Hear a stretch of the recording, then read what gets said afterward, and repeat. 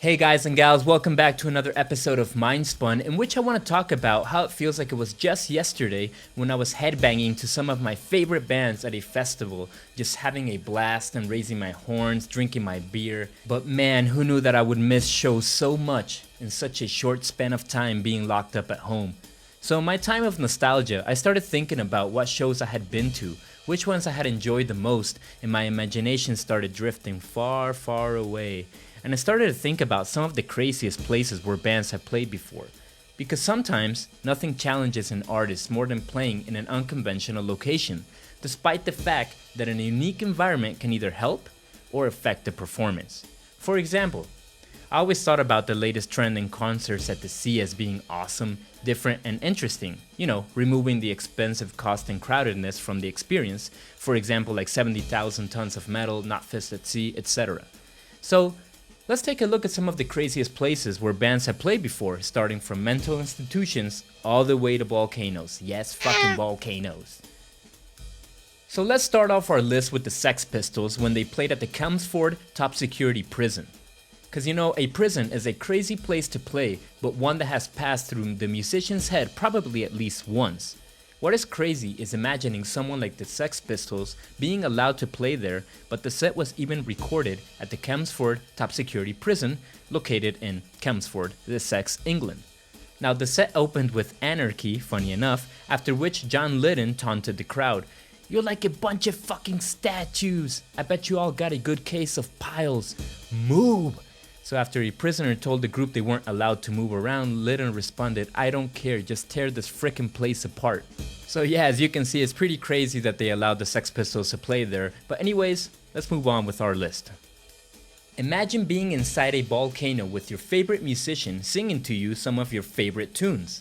That sounds like a crazy dream, right? Well, 20 lucky ticket holders and the Deftones frontman, Chino Moreno, were lowered 400 feet into the magma chamber of the Trinucagigur volcano, I think I pronounced that right, which last erupted more than 4,000 years ago. It was the first time in history that an artist had performed publicly inside a volcano.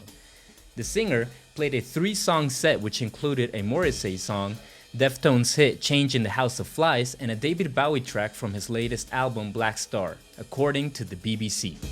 I gotta say, this to me sounds like a dream come true, because I would love to do this. Just being inside a volcano, having one of my favorite singers, you know, just jamming on some tunes, and me enjoying the nature insanity that is, you know, being inside a freaking volcano. Now, to carry on with our list, we have the Cramps that played in the Napa State Mental Hospital. So, to take it a step further than the Sex Pistols playing at prison, the Cramps decided to make a stop to play a gig at a mental hospital in California. Yes, in California, while on tour from New York. The performance was tape recorded, and the Cramps vocalist, Lux Interior, surely had a way to get people fired up. She shouted, "We are the Cramps, we are from New York City, and we drove 3,000 miles to play for you people." Cause somebody told me you people are crazy, but I'm not so sure about that. You seem to be alright to me. Now, this was pretty cool because the internet blog Noisy interviewed the company that shot the video, and one of the employees said, "What we did for those people, it was liberating. They had so much fun. They pretended they were singing, they were jumping on stage. It was a couple hours of total freedom because they didn't judge the band, and the band didn't judge them." Now, that is amazing. I love this kind of gigs where the bands actually go and provide entertainment for people in a struggling situation.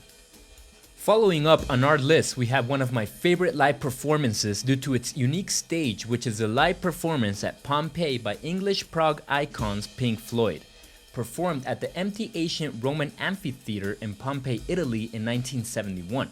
I just want to say, this performance is right now streaming for free in case you haven't seen it. Well, this performance was directed by Adrian Mabin and features different imagery of the surrounding area, along with classic sculptures, with some scenes shot in Paris. Now, the group played a set consisting of the 23-minute track Echoes using just their tour gear, which is pretty cool as well. Next up on our list, we have Johnny Cash, when he played at the San Quentin State Prison and Folsom Prison. Now, Johnny Cash regularly had his run-ins with the law. He was a troublemaker, so it makes perfect sense that he was a frequent musical guest at prisons, starting in the late 1950s. His first gig was at San Quentin State Prison on New Year's Day in 1959, and a live album of such show was released in 1969.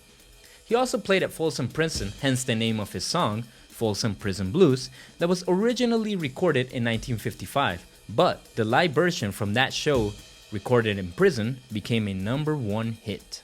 And before moving on, I just want to say, we miss you, Johnny Cash. To continue on with our list, we have the Beatles when they played at the Apple headquarters. Now I just want to say, most people have a love and hate relationship with the Beatles. There's like no in between, but whether you love them or you hate them, I do think that they were a breakthrough band. For example, when they played at the Apple headquarters on January 30th, 1969, it was the last time they played a public performance, so the band took to the roof of the Apple headquarters and played a 42-minute set. The show surprised passerbys and drew a crowd. The police crashed the show, and 17 songs later, history was made. Following up on our list, we have Sigur Rós when they played at an abandoned herring factory. Now, Sigur Rós is a pretty interesting band by itself because they even invented their own language for their music. But apart from that, they come from Iceland, which is a pretty interesting site by itself, and they played at an old herring oil factory in Djupavik, Iceland, which has a lot of history in it. And it was actually a free concert, which is pretty cool, so big thumbs up to Sigur Rós. This next band on our list has always been followed by controversy, so playing on the steps of Wall Street without a permit didn't seem terribly unusual for a band as political as Rage Against the Machine, but it was still a pretty controversial move, because provocative documentarian Michael Moore directed the band's video for Sleep Now in the Fire, which was filmed on January 26, 1999 on the steps of Wall Street. The city of New York hadn't given Michael Moore all the necessary permits to shoot the video, but the show went on, hundreds of people showed up, and an altercation broke out with the band, and Michael Moore was detained by the cops since they attempted to enter the New York Stock Exchange. So as we can see, this was a pretty bold move by one of my favorite bands ever, but who cares? I think it's awesome that they played there, and I hope someone else tries it again in the future. Following up on our list, we have Metallica when they played in Antarctica. Now in 2013, the Four Horsemen became the first band to play all 7 continents in a year by blasting a killer set to an audience of research scientists and competition winners in a tiny heliport dome. Now beforehand, Kurt confessed that this was pretty wacky and it was crazy because they don't deal with cold very well, so they had the reservations, but nevertheless, I think the show went off without a problem. And Metallica could never look cooler. They have always been one of the coolest bands in metal, but that was just next level. Following up on our list, in 2005, the new metal band Korn from Bakersfield performed a 5-song set at 37,000 feet on board a private aeroplane between New York and London to an audience of competition winners, cabin crew, and US soldiers.